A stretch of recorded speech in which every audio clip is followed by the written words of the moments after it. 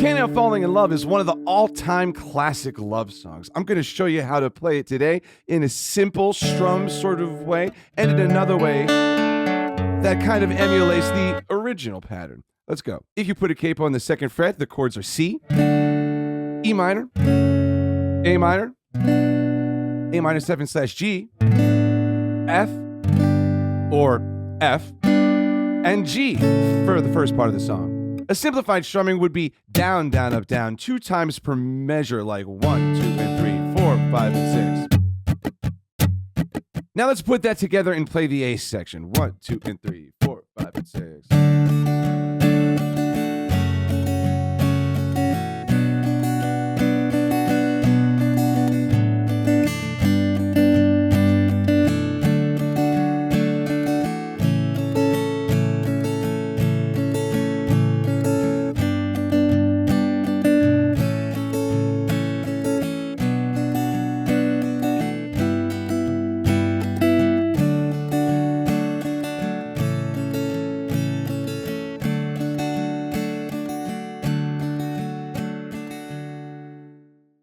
Okay, let's go through that and actually get into the details here. So we've got 2 parts to this song. The original, as I say, is in the key of D without a capo, but this is a lot easier. It helps us avoid bar chords. The song is in 6/8, and each chord generally has 1 measure with, some exceptions. So again, it's simplified, but we're just going down, down, up, down, down, down, up, down. And that's if you want to count it all out. 1, 2, and 3, 4, 5, and 6, like that. If you want to simplify it, just all down. It's just 1, 2, 3, 4, 5, 6. 1, 2, 3, 4, 5, 6. That's fine too. So C chord for 1 measure. Now the A minor /G, alternatively written A minor 7/G. This one is just an A minor chord, but you're just going to put your pinky on string 6, fret 3. And this is just real quick. Again, if this is not a chord that is attainable for you, just play A minor the whole time. It would be fine. And also, you don't have to get this first string open. That's just extra because you're actually playing that note here with your second finger already in a lower octave. Anyway, so the next point is this, F6. Okay, what is that? What is the chord here? Short of the long is that it kind of is 2 chords in that spot. This is simplified. It's F or D minor, either one. The bass plays first one note, then the other, whatever. The point is either chord for us is going to work. We have 3 options. You could play D minor in that spot I'm highlighting. You could play just F, regular, or you could play F6. I'll go through how to play that in a second. Let me play all 3 back to back. You make a choice which one you like the most. I'm going to start from right here. I'm going to play this. But I can't help falling in love. Versus, but I can't help falling. First time was F, the second time was D minor. Now the in-between one, F6. But I can't help falling in love.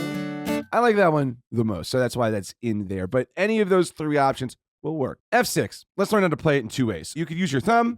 I like to use my thumb a lot. That's what the T is here. So you go thumb, muting string 5. You could do that with part of your thumb, or indeed with your ring finger here. Then 3, 2, 4, and you mute the high string, or you put your first finger in the first fret of the high string, but that's unnecessarily complicated. You could play this exact same shape without your thumb. Put your first finger where the T is instead, then 3, 2, 4. And your first finger is now the one that's stopping string 1 and string 5. Okay, let's look at the bridge. And just a note here real fast. So this song has 2 parts. I'm using a few terms kind of interchangeably. So we have verse and bridge. Some places online will call the bridge the chorus. It's the bridge, I think. And then there's the other more old school, like jazzy way of saying it. The verse is the A section. The bridge is the B section. And in typical jazz form fashion, it is A section, B section, A section. That's the general form or order of the parts of this song. Cool. So another thing to say here is here, the first verse, it goes to G here, or at least I play G a lot here. And you could hold C or you could play G. The second time, though, you should totally hold C because it transitions into this other spot. Let's do that now. So let's check out the chords for this part. We've got E minor to B7. So I recommend you play E minor with your second and third fingers because that way your second finger doesn't go anywhere when you play the next chord, this B7 here. It stays right there. And so you're going to go back and forth, back and forth, back and forth 3 times between those. Then the last 4 measures introduce some new chords. We've got E minor again, then A7 down here. And then D minor here. And then it goes to G, which we've already talked about. You know how to play that. That's right here. Okay. So, and then later in the song here, at the very end, just about, we'll throw in our C7, which is just like C, except you're going to put your pinky on string 3, fret 3, like that, right in line with your ring finger. Okay. So this section here, we've got 1, 2, and 3. River flows 2 and 3, 4, 5, and 6. Surely to the sea, darling, so go. E minor, now A7, meant to be C.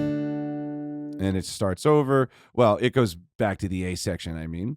Okay, so let's talk about the last verse, the final verse, also called the last A. This here, it's the same thing as the regular verses the whole way until we get to here. The C7 is brand new. First time we've ever played this in the whole song, and it points us right back to the F, which is the same as this. So in essence, this one says, let's take it back from the F here, fellas. And we start back here and continue through. And that's why this part that I'm highlighting here is identical to this part here. So a tag ending is just a fancy way to say we're going to repeat that last line again. Some songs you do the last line 2 times. Some songs you do it 3 times. This song, it does it a total of 2 times. So you tag the ending just once, as they say. So now here, you're going to want to slow down at the very end. Also, I'm going to start from just here, and I'll show you the ending. So I can't help falling in love with you. I really overdid it there just to show you that you can just really slow that down a lot and it's going to sound really nice. It's called a retardando is the classical term. If you want to sound fancy to your musical friends, that's what that is when you slow down. That's what they call it. And in fact, that's why if you've ever looked at sheet music and it just says writ, usually in italics, that's what that is short for. All right. So cool. Now let's talk about the arpeggiated sections for this song. I'm just going to go through this tab we've got here. Did you know I give guitar lessons? They're online on Zoom. Go to bobdenson.com right now and sign up today. So the intro, bum, bum, bum. This here, 3-0-2. This is a little walk up. It would be like 1, 2, 3, 4, 5, 6, 1. And then you start. So 1, 2, 3, just count off. Then 4, 5, 6 is when we play this. And throughout this whole thing, it's the same structure.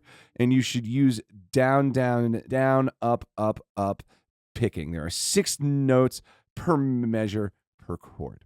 Okay. So we've got C, and you go string 5, 4, 3, 2, 3, 4. And it's much easier if you go down, down, down, up, up, up. And when you go down, down, down, and up, up, up, do your best to make contact with the next string. You see how I'm not going like this. Very hard to be accurate. Try to just rest on the next one. It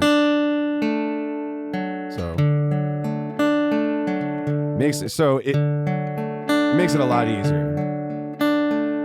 Then E minor, all you're going to do here, you can kind of cheat and just keep your middle finger here on this 2, and that would be the only finger you need. We have like that. I'm playing them twice for some reason. Only play each of these just once. Just want you to hear what they sound like, so I'm repeating them. Then this one is just, again, you put your fingers on A minor, like that.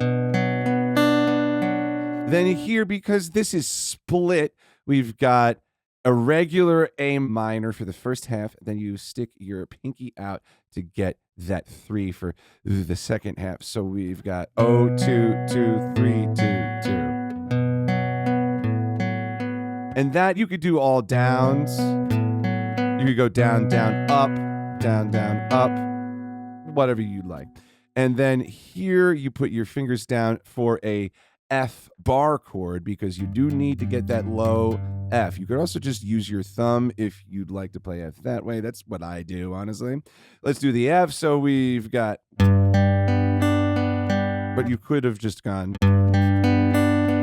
and played the bar, then C again, then G. And so I hope you're seeing a pattern here that most of the chord stuff is happening on the D, the G, and the B strings. And then it's just like the first one shifts. Like it's a C chord, so that's a C. It's an E minor, so that's an E, etc. And that's what's going on here. And so we repeat this G 2 times. Then we come down here to this line, and it's right back to the F, played in the same kind of style. Then G,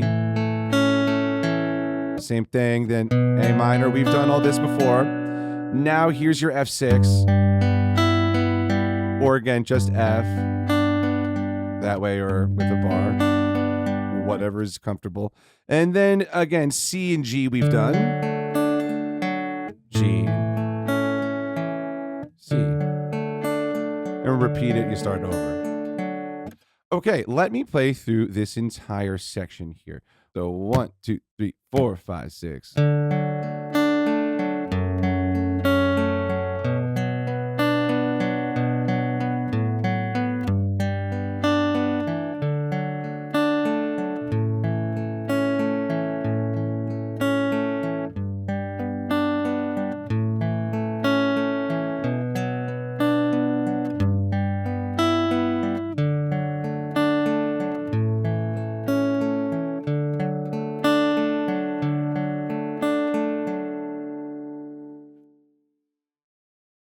Excellent. That's such a beautiful, beautiful part. So now let's do the same sort of a thing, but for the bridge. And also, actually, before I do that, let me talk about how you could incorporate that thing.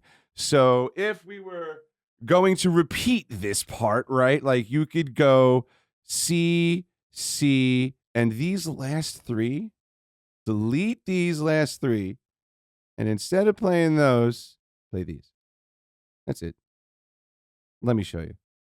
So starting on this first C, it would be C, and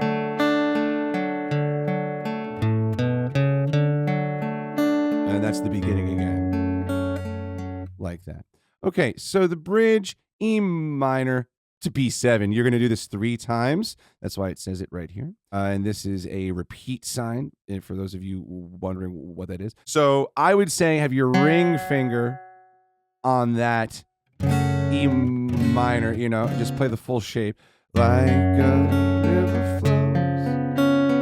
And again, here you can kind of cheat. You don't need your pinky on string 1 here for your B7, because you're just not going to play it. So you do this 3 times. Last time. And now E minor.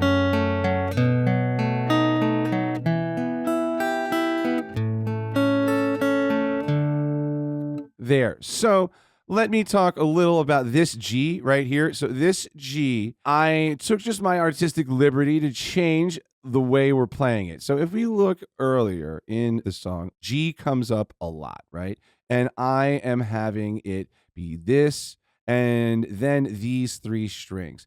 Why? Because it blends beautifully with the notes that came before and the notes that are coming after. They're all right in the same area. That's why that's like that. Then this here is like that for the exact same reason. If you see here, we are on strings 3, 2, and 1. And so we might as well stay there. Why not have a party? So that's all that is. That's an artistic interpretation. You could do that. You could play a G7 here if you want even and make this fret 1 instead of fret 3. You could go back and play what it was before in the other section. You do you. But anyway, there you have it. Thank you guys so much for watching. I will see you here next week. Click this video over here. The internet thinks you like it. Don't forget to hit subscribe. I will see you next week, the same time, same place. Thank you so much.